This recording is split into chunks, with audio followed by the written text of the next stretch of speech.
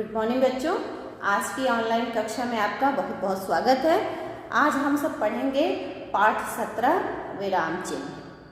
विराम का शाब्दिक अर्थ होता है रुकना या ठहरना। विराम अर्थात रुकना या ठहरना। भाषा को पढ़ते समय, लिखते समय यदि भाषा में सौंदर्य न हो, भाषा को लिखने या पढ़ने का सही ढंग से तरीका ना आए तो वो भाषा अर्थहीन हो जाती है।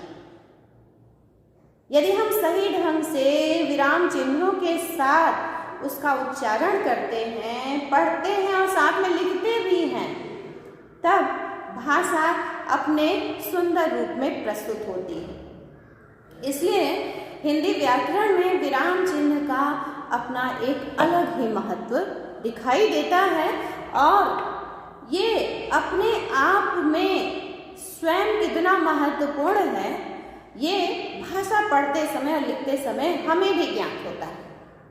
तो उसी के बारे में हमें जानना है कि विराम चिन्ह किस तरह से हमें प्रयोग करने चाहिए भाषा को लिखते समय।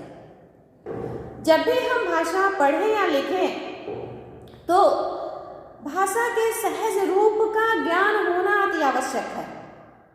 भाषा अपने अर्थ को स्पष्ट करे, ये भी आवश्यक है। तो ये विराम चिन्ह जो हैं वो क्या करते हैं, भाषा में लिखते समय रुकने या उतार चढ़ाव जो भी आते हैं, या कह लें कि लिखते समय रुकते हैं और उतार चढ़ाव आदि को व्यक्त करने के लिए जिन चिन्हों का हम प्रयोग करते हैं तो उसे ही विराम चिन्ह कहा जाता है। तो व्याकरण में इसका बड़ा ही महत्व है। यदि व्याकरण की अच्छी जानकारी हमें चाहिए तो विराम चिन्हों को जानना भी आवश्यक है। तो इसी क्रम में आज हम सब क्या जानेंगे, विराम चिन्ह।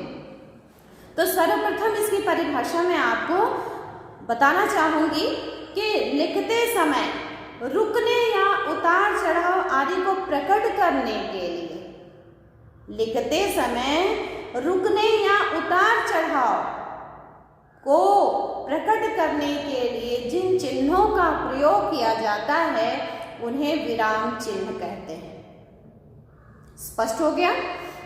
अब देखिए, मान लीजिए यदि मैंने कोई भाषा पढ़ दी और उसमें कहीं भी विराम चिन्हों का प्रयोग नहीं किया, तो क्या वो भाषा आपको अच्छे से समझ में आएगी? मैंने क्या पढ़ा उसका अर्थ आपको अच्छे से समझ में आएगा?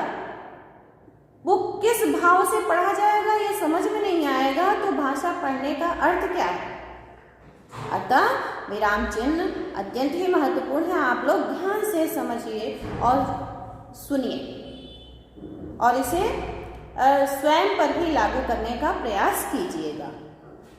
हिंदी व्याकरण में कई तरह के विराम चिन्ह प्रयोग किए जाते हैं।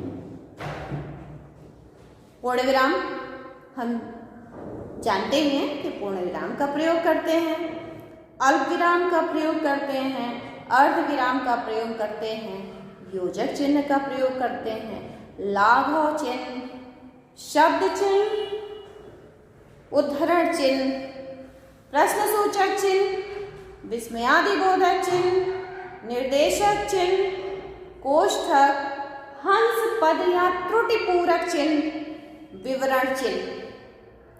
तो ये कुछ विराम चिन्हों के नाम हैं जिनका प्रयोग हम सब भाषा में करते हैं।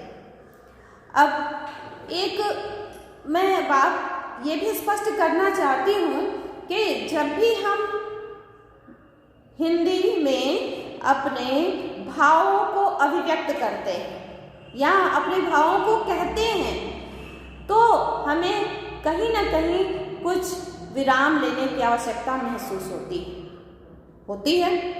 जब भी हम कोई वाक्य कहते हैं तो वाक्य को किस रूप में, किस शैली में कहना है, इसके लिए हम विराम चिन्हों का प्रयोग करते हैं।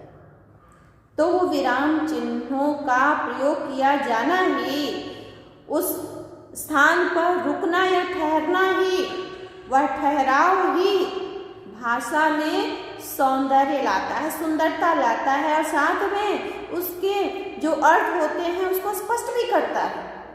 भाषा में जो कहने की कोशिश की गई है तो उसको स्पष्ट करता है वो। तो इसलिए विराम चिन्ह हमें ध्यान से पढ़ना पड़ेगा कि हिंदी व्याकरण में किस तरह के और कहाँ कहाँ इन विराम चिन्हों का प्रयोग किया जाता है। अब कुछ विराम चिन्हों के नाम मैंने लिखे हैं यहाँ पर, ये आप सहज रूप से देख सकते हैं।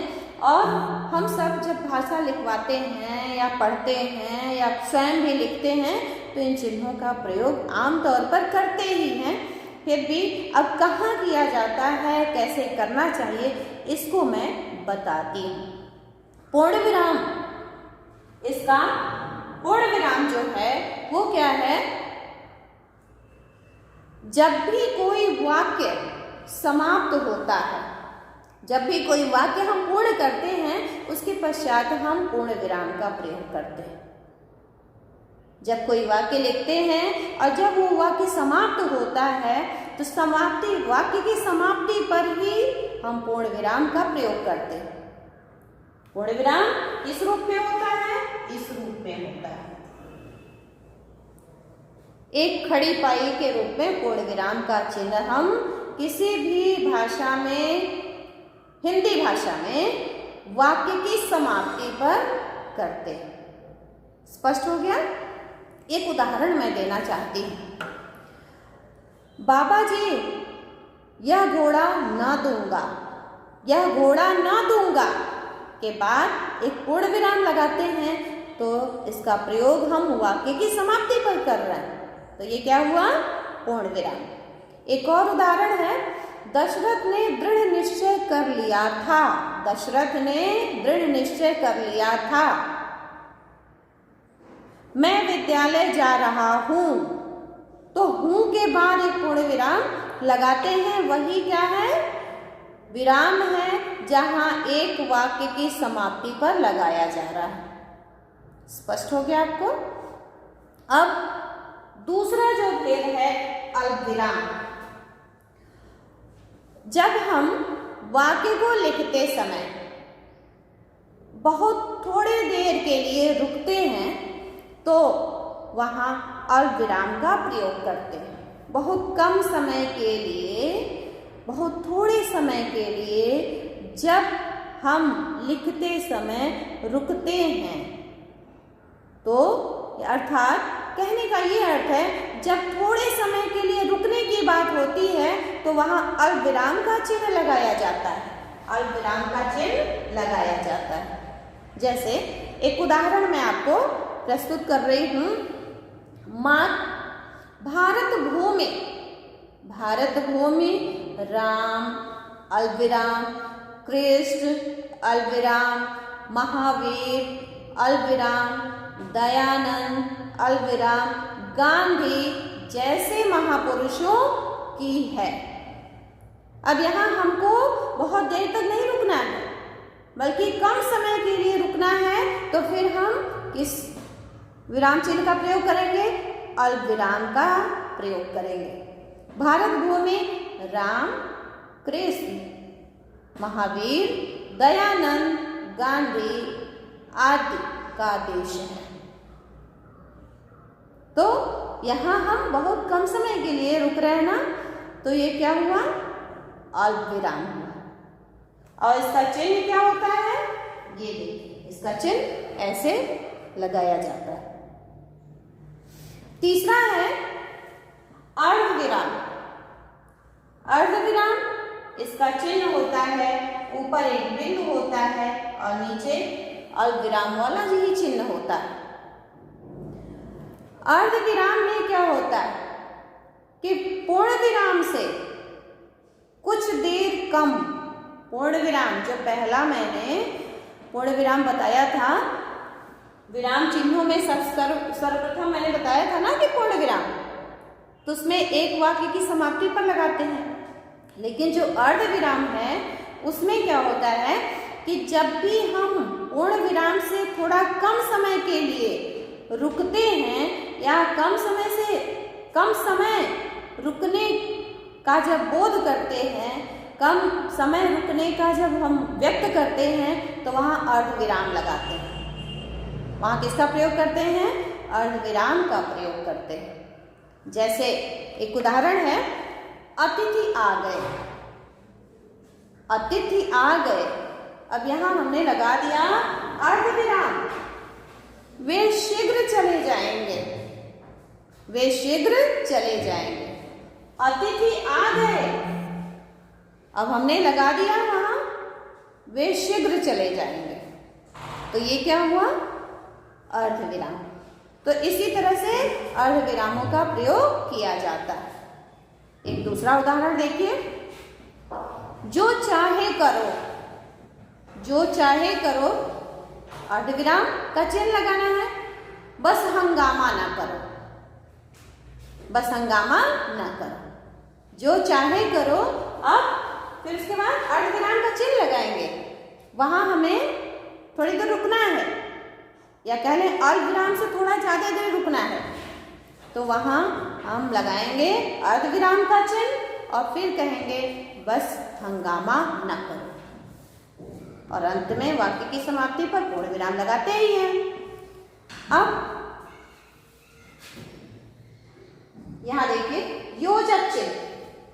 योजक चिन्ह का कब हम प्रयोग करते हैं? योजक चिन्ह का कब हम प्रयोग करते हैं? जब किन्हीं दो शब्दों के बीच लगाते हैं इस चिन्ह को। शब्द युग्म जानते हैं आप लोग? एक जैसे मिलते जुलते शब्द भी शब्द युग्म कहलाते हैं। एक जैसे लगने वाले भी शब्द युग्म ही कहलाते हैं। दो शब्दों के बीच में इन योजक चिन्हों का इस्तेमाल करते हैं। योजक चिन्हों का इस्तेमाल करते हैं, तो ये क्या कहलाता है?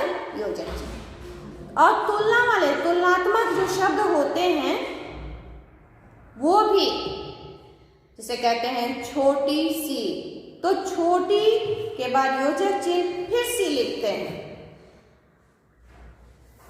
तो इसके बीच में क्या, कौन सा चिन्ह लगता है? विराम चिन्ह का योजक चिन्ह लगाया जाता है। तो ये किनके बीच लगता है? शब्द युग्मों के बीच लगता है, या फिर तुलनात्मक अर्थ देने वाले शब्दों के बीच में लगता है, एक जैसे लगने वाले शब्दों के बीच में लगता है। तो ये योजक चिन्ह कहलाता है, जो विराम चिन्ह के अंतर्गत आता है। बाकी और भी जितने विराम चिन्ह हैं उनके बारे में अगले वीडियो में आपको मैं विस्तार से बताऊंगी।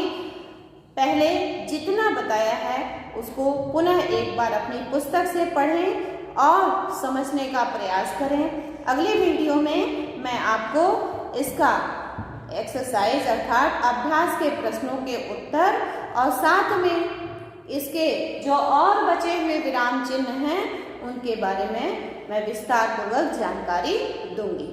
धन्यवाद।